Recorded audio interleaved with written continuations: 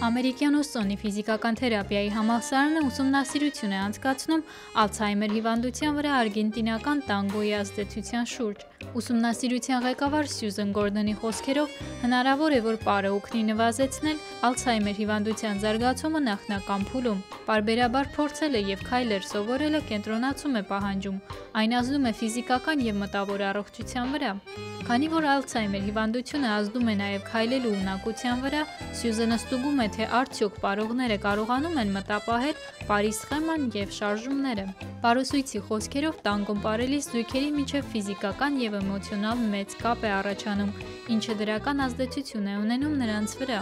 Այս հիվանդությամբ տառապող մարդկանցից շատերը նույնպես, ովքեր հաճախում են պարի դասերի, ասում են, որ իրենք զգում են դրական նկատելի փոփոխություն։